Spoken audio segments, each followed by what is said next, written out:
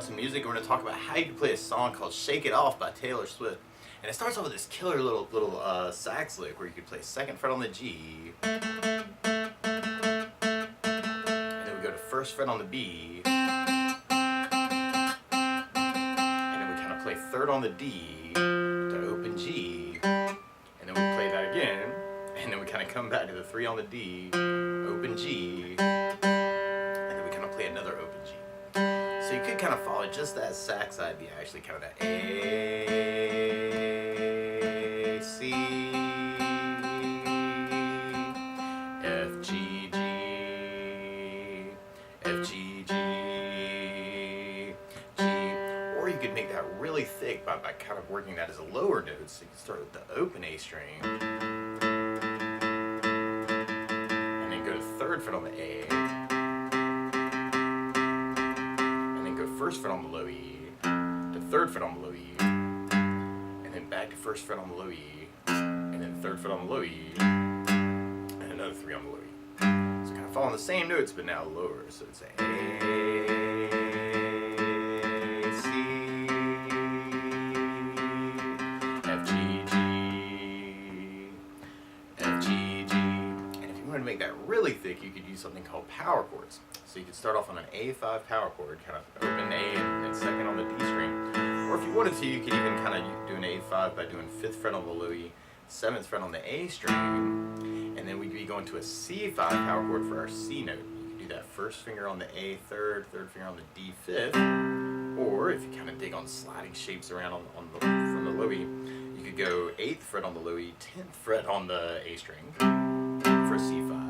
And then we could go down to an F5 power chord, first fret on the low E, third finger on the A third, and then we could work that into a G5 power chord by going third fret on the low E, 5th fret on the A string, kind of for the G note. So if you're going to rock it out and make it really thick, that'd be a cool way to do it. Kind of A5,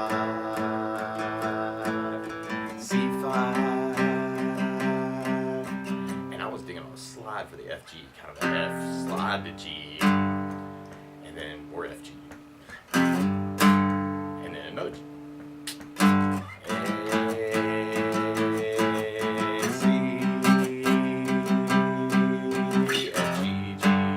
You can fill that time in F, G, G. So I'm doing a lot of down ups actually with my strumming. Or you could kind of work at bigger chords. And we could start on an A minor chord. I normally do this first finger on the B first fret, second finger on the D second fret, and third finger on the G second fret. You strum all those together, it sounds an A minor chord and it sounds really sad. Now around A minors in general though, you may want to think about lifting the first finger and then an A sus2, or you could add in the pinky on the B string third for an A suspended chord, kind of say some things around A minor. Or you could lift off the third finger making an A minor 7, or you could add in the pinky on the high E third for an A minor 7. Or you may even gravitate to an A7 sus, which would be kind of cool and make some of the chords a little easier.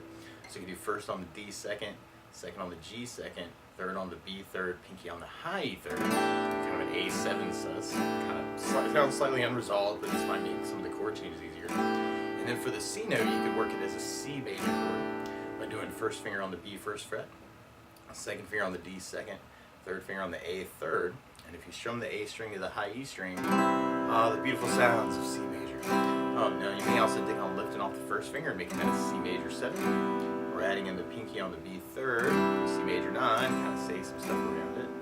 Or another way to play C major 9 is to do first finger on the D second, second finger on the A third, third finger on the B third, pinky on the high E third, kind of working that for your C major.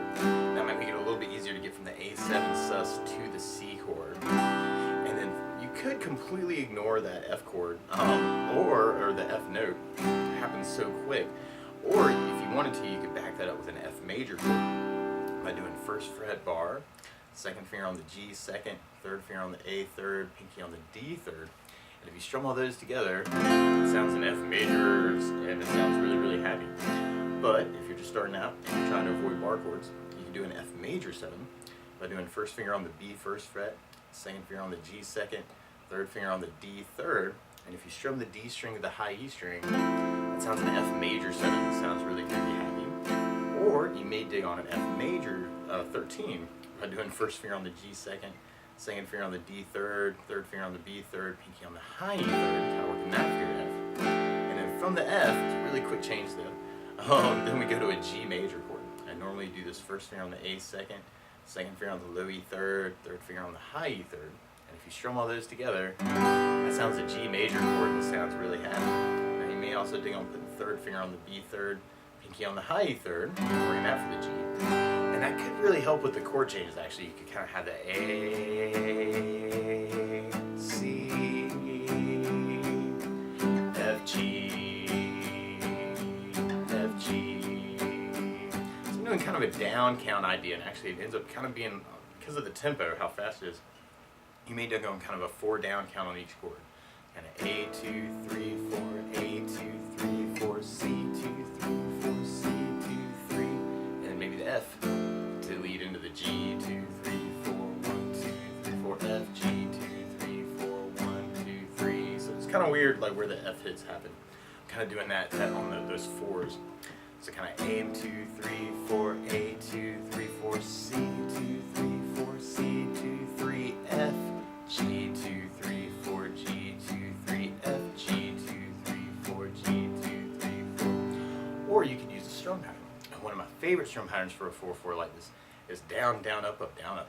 So if you took the A minor and just tried that a lot, you'd have down, down, up, down, up, down, down, up, down, up, down, down, up, down, up. And how you use that strum pattern will be completely dependent on how fast you can do it. If you're just starting out, actually, you can do kind of the A minor, down, down, up, down, almost kind of a slow pace, and then C, down, up, down, and if you wanted to, you could even hit that F on the up, and then go to the G for the down, down, up, down, and then hit the F for the up, and then back to the G for the down, down, up, down, A minor, down, down, C, down, down, F, G, down, F, G, down, down, or you could completely ignore that F chord and just kind of work it as the A minor, the C, the G, another G, and the two notes are going really, really fast. And so you could kind of work that way, kind of getting that whole pattern in, kind of the A minor, almost like a double time idea. C, and then F maybe up, down, G down, up, down, G down, F up, down, G down, up, down, G down, up, down. Or you can completely ignore the F chord. And you have the A minor, C,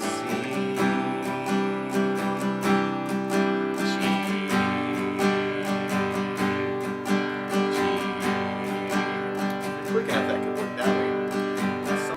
Or something else that I like to add to a song like this too is bass notes. And a lot of times on that first down, is down, down, up, down, up, you get throwing a bass note for the chord. So on the A minor you have the A for the bass, on the C you have the A for the bass, on the F bar you have the low E for the bass, on the F major some you have the D for the bass, and on the G you have low E for the bass. So kind of working that slower strum, actually, you may want to kind of try and add basses to it. Kind of the A minor bass, down, up, down, C bass, down, down, G, G, A minor, C, G, G, or you can kind of get in that F hit, A minor, C, F up, down, G,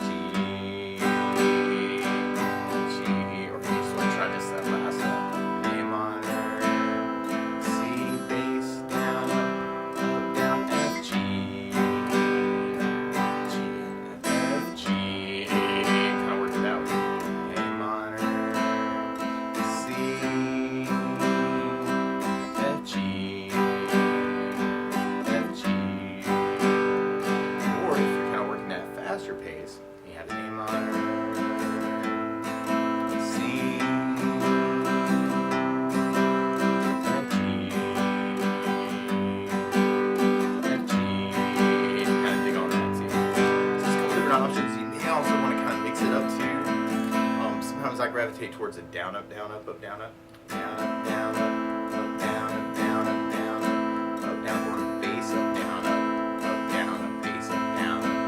Which would be very cool if you get really excited. So A minor.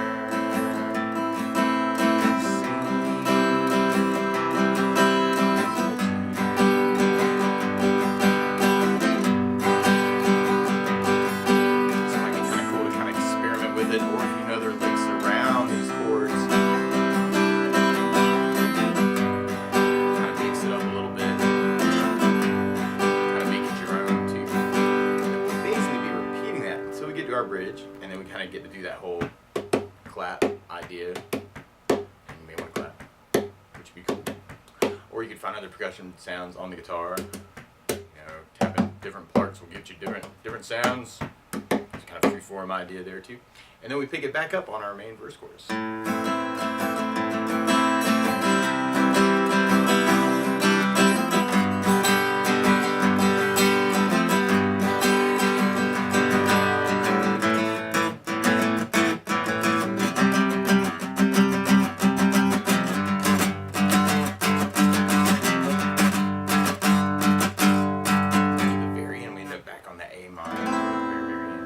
But that's the basics of how you can strum through Shake It Off by Taylor Swift. So good luck.